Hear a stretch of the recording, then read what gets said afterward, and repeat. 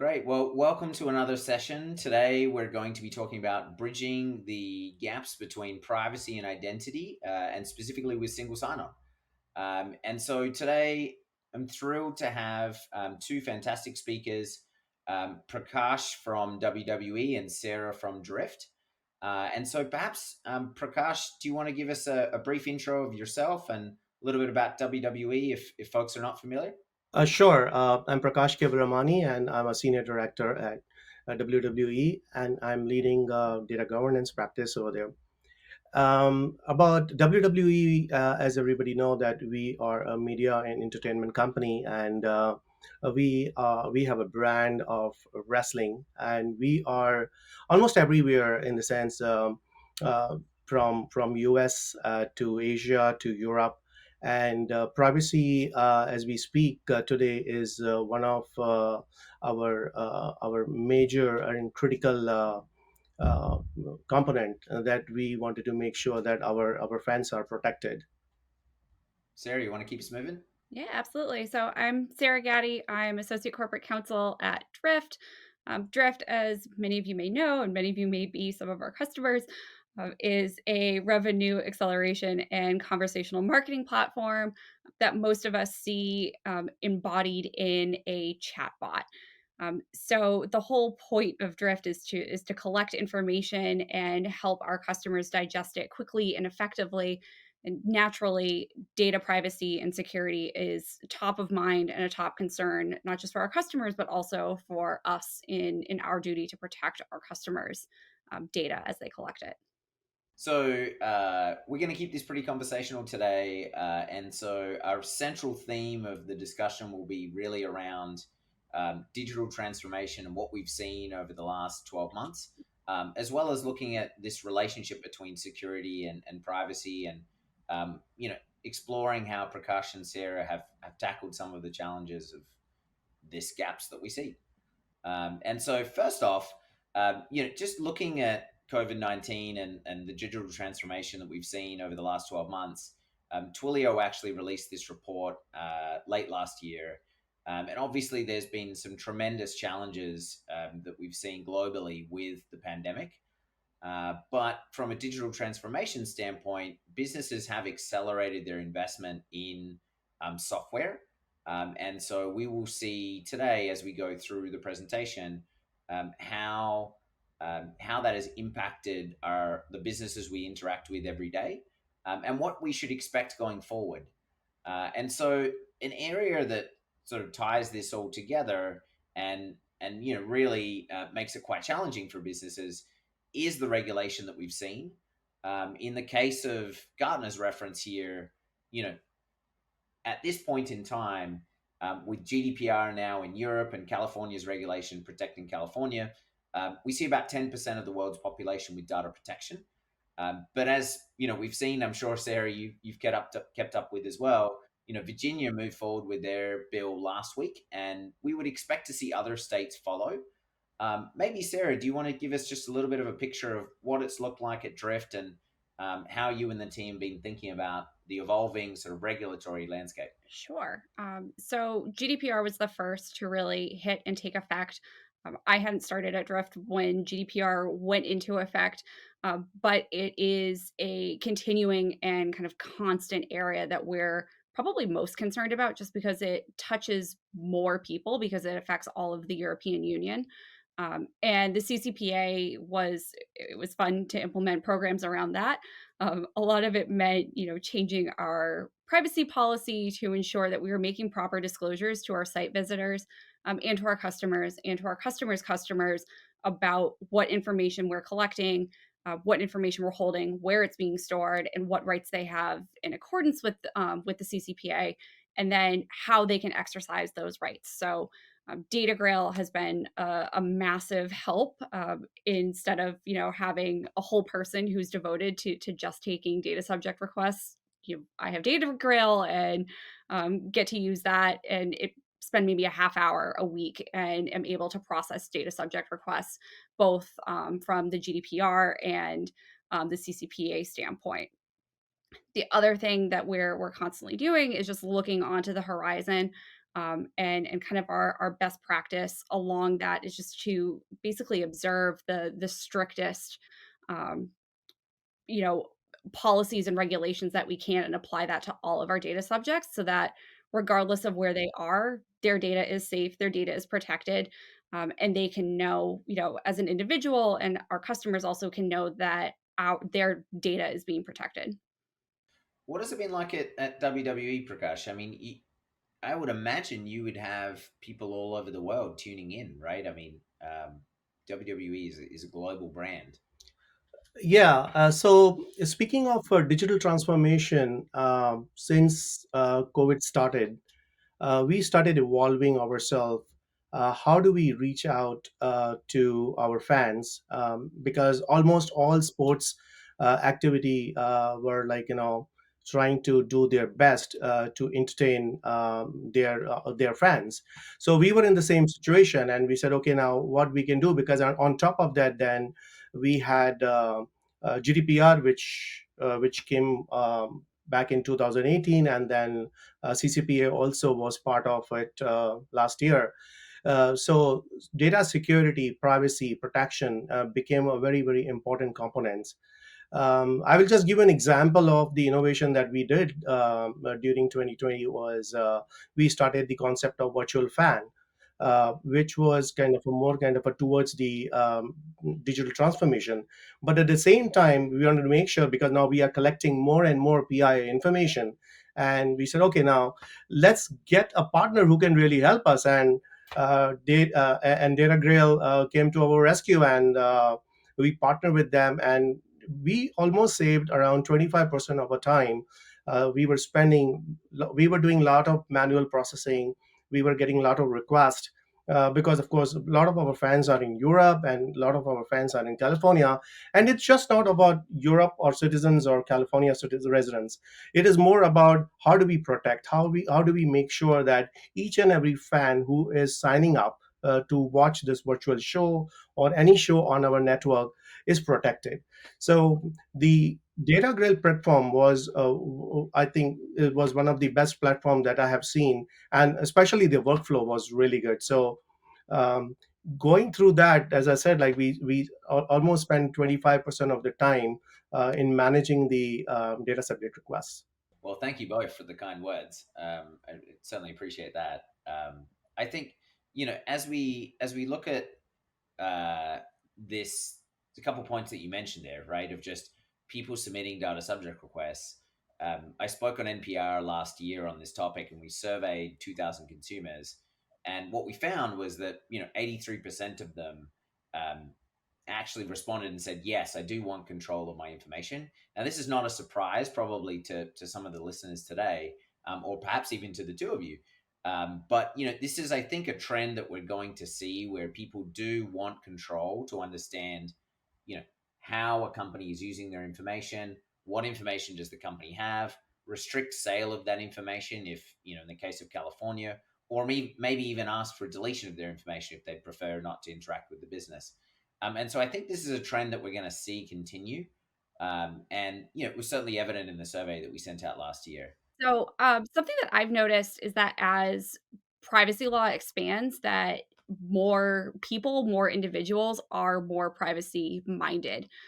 So I'm not surprised that this number is 83%, given that GDPR was enacted and CCPA is enacted. And I'm sure now that Virginia has enacted something, we're going to see even more people expecting to have some control over their business and not just their business, but their data as a part of their business.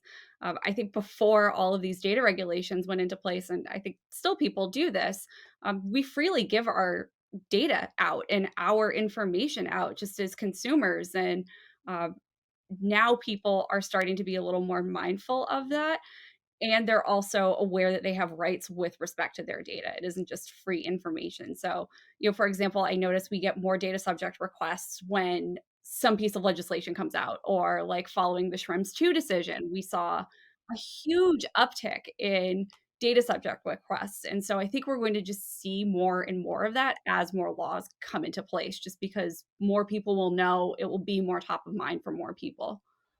So The other piece I think that's worth mentioning, so Okta releases a report every year. And so this Okta Business at Work report came out last month. I'd encourage you definitely to check it out. Okta's done some great research here. And what they found was that, the average organization is using about 88 different apps and infrastructure platforms, which is a large number, right? And this continues to increase year on year. And so I think what's most interesting, though, as we go into looking at the trends from current environment, there's some interesting kind of takeaways there. Number one, right? So just looking at technology companies like Drift, like DataGrail, like Okta, the average company now in 2020 is using 155 apps and infrastructure platforms. So employees at an organization are logging into about 155 different things. That's a very large increase since 2017 when the data was collected. But if you look at the retail number on the bottom, which is what the three of us and the listeners today are interacting with, the stores that we commonly like to shop at are very quickly moving online, right? And so we've seen that. We've seen increases in e-commerce spend across all markets. And the increase in the apps and infrastructure platforms that these brands are using has increased even more than what we see technology companies using. But I think this trend is not unique, right? So Prakash, you can see in media as well, and I would expect WWE is probably invested in a whole host of different applications for its employees across the business. Is that Have you seen that trend across the company over the last 12 months, like different perhaps conferencing tools or storage tools or different things that you're now using because everyone's remote? Yeah, so there are two dimensions to it. Of course, there are many, but there are two dimensions to it. One is absolutely number of applications that are growing because the need of the people and the social media itself, the platform is actually increasing.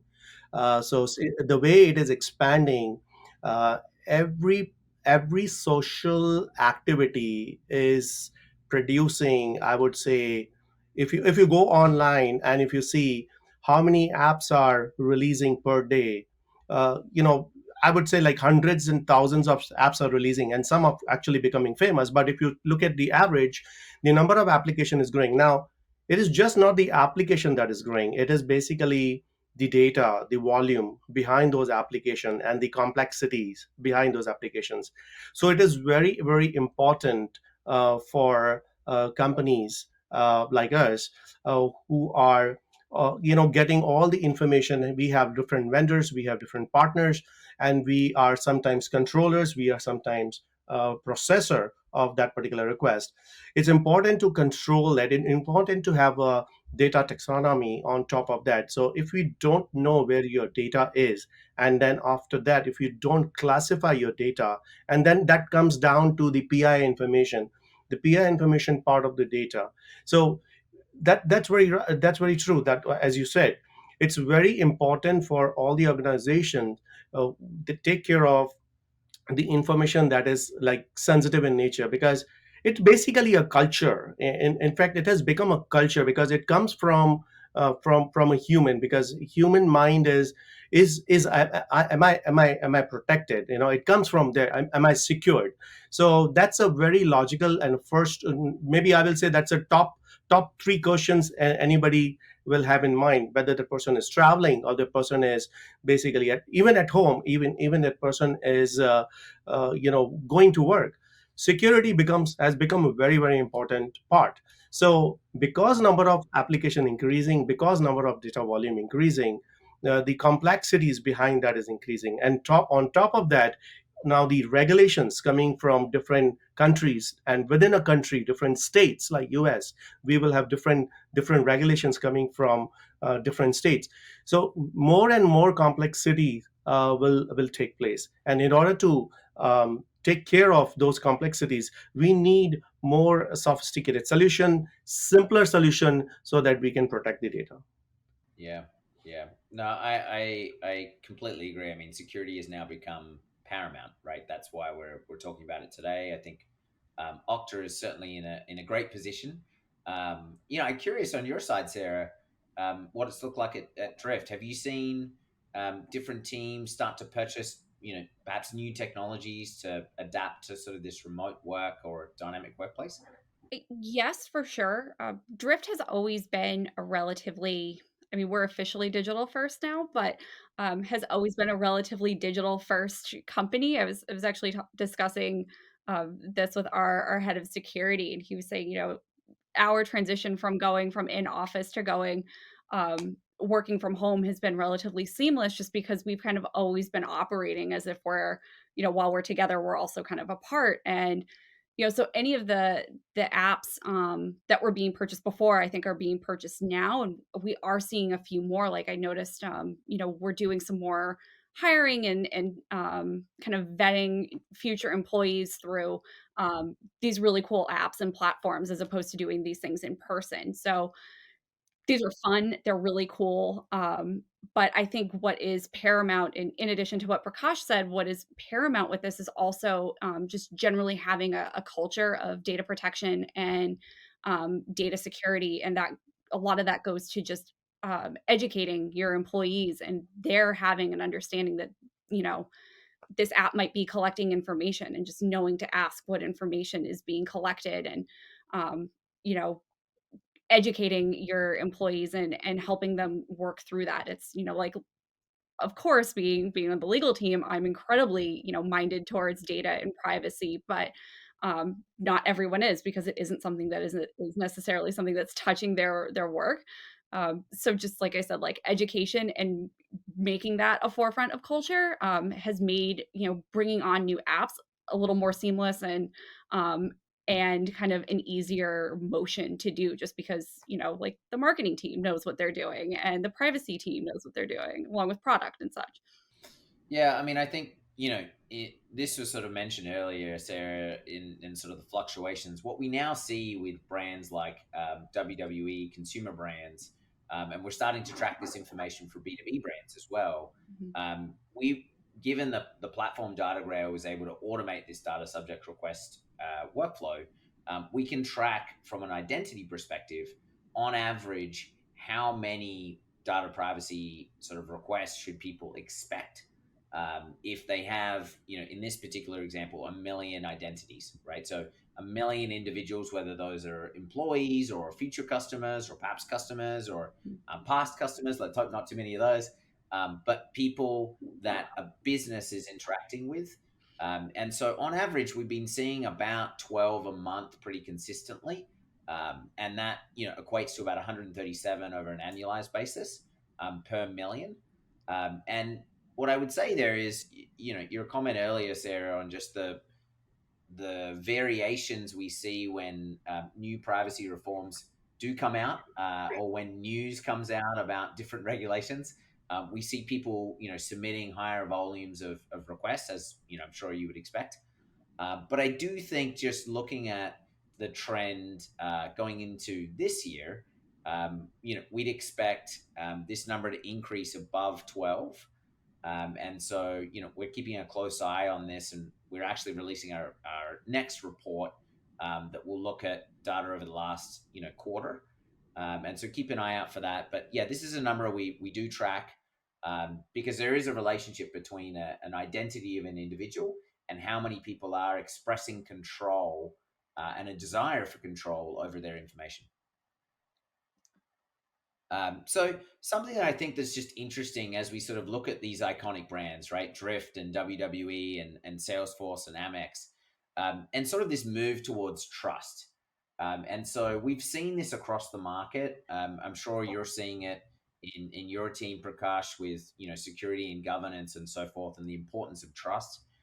In the case of Salesforce, right, their mission statement here, they don't actually have a security team; they have a trust team. In the case of Amex, right, a brand that we definitely recognize and often interact with, trust is kind of core, because they are a credit card organization. And we're a proud portfolio company of Amex Ventures, and so we certainly look to them for guidance in this area. The last one, Levi's, I found this particularly interesting. I had a conversation with the CISO of Levi's last year, and he was just talking about compliance and what is compliance, and we were presenting, about DataGrail and how we help with that.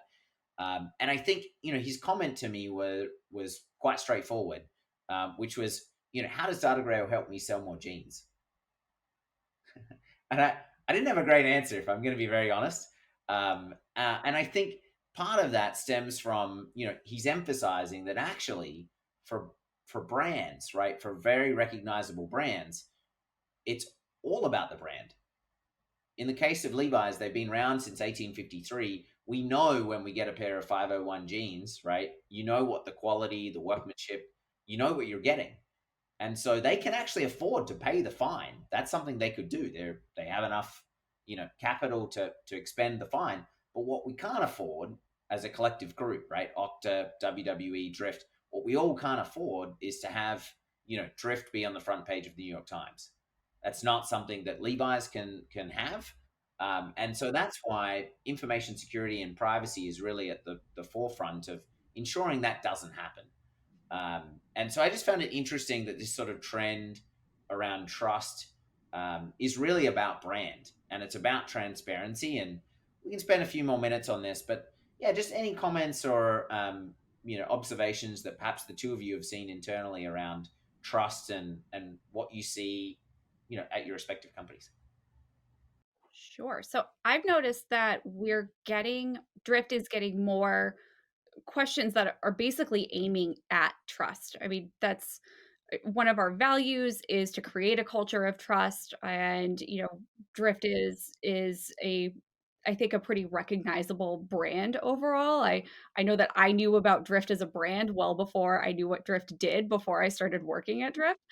And we're very proud of our brand. So, and because our a huge part of our platform and our value that we bring to our customers is collecting, processing, storing data, the way that we build trust with our customers is by demonstrating we that they can trust their data with us, and that we're going to process it responsibly, that we're going to store it responsibly, that we're putting safeguards around even their own collection of the data, and what they can do with that and how they can process it. So whether that's having a mechanism to process their data subject requests within the platform, versus just having an understanding of how our system works overall and the safeguards that we've put in place. And DataGrail has been really helpful for us just in answering a lot of these questions, because we can say, oh yeah, we've got it, DataGrail helps us with that. Or just having good tight processes in place, and just knowing where the data that our customers are collecting is going, and what we're doing to protect it is huge for us with building trust with our brands. And I find that the sooner we can prove trust, or that our customers can trust us, the better that relationship will go, and the stronger the trust will be as we work with them. Yeah. Yeah, and Anything you want to add, Prakash? yeah, from WWE side, trust is one of the most critical factors when it comes to data privacy protection and overall business performance. Uh, because to be very honest, when I was a kid, I was watching WWE. Now I have passed this on to my kids, so it's basically look at from the generation perspective, in the sense like if one generation is not trusting a brand, then that brand will not pass over to a second and a third and a fourth generation. And there are many brands like that, like Levi's, you said, like it is, again, it's a it has been like worn since so many years. Similarly, WWE is a trusted brand because a family can literally watch the game together. They can be on the same living room and they will be watching. Of course, everybody have different perspective. Kids will have different perspective, how the wrestlers are dressing up and how they are.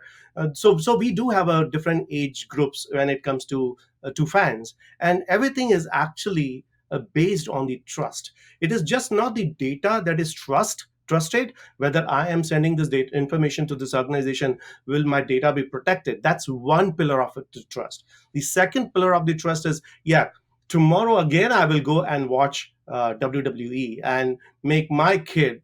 I can see my kid smiling just by watching his or her favorite star. So trust definitely plays a very important role. Yeah. Yeah, I would imagine so. I mean, such an iconic brand, right? So I had a conversation with a CISO at Docusign, and Docusign is one of our investors as well. And so for them, Emily shared something interesting with me on our podcast that we did together, which really kind of stuck with me, which was that if you sort of think about trust, it's really about transparency, and part of what you shared, Sarah, there, and part of what you shared, Prakash, as well, really sharing how a company is using your information and just being open about that relationship and that contract, really, because it's a social contract, right? You're making a contract with a company, and in some cases they actually they generate the contract and you actually say agree, but you just want to get through those terms. It is about being transparent, right? And so I just think this kind of stuck with me from Emily.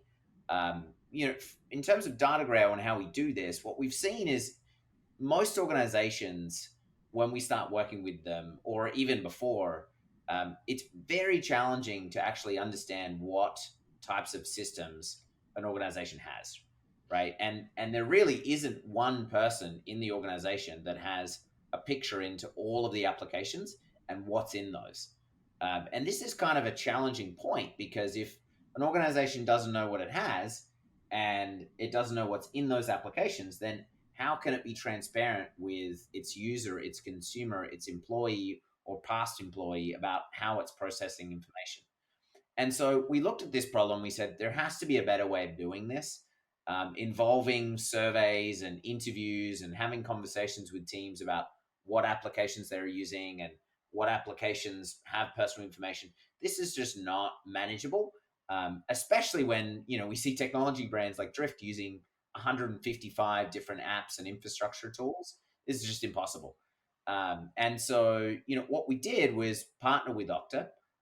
We're also proud to be part of the Octa Ventures portfolio, one of the first investments in 2019. And so that has allowed us to build this continuous system detection, which essentially is able to notify when we see new apps, when we see new infrastructure platforms, and when we see changes in those applications as well. So we've built now over 900 integrations with sort of the leading applications, very, very similar model to Okta. And so, 1/3 of our customers do use Okta, and we're a proud partner to support Okta customers with sort of their privacy and the program ahead. What I would say, and sort of just as we transition to this sort of next point, many of us have joined too many Zooms, and I'm sure I've had Zoom fatigue, but also probably remember last year Zoom had some challenges when it came to privacy and security, and there were topics about Zoom bombing and information not being stored correctly, and I'm sure all of us remember there was a period there where actually Zoom's stock price took a bit of a nosedive as people were sort of trying to understand what does this mean about me and are they storing my information in a safe way.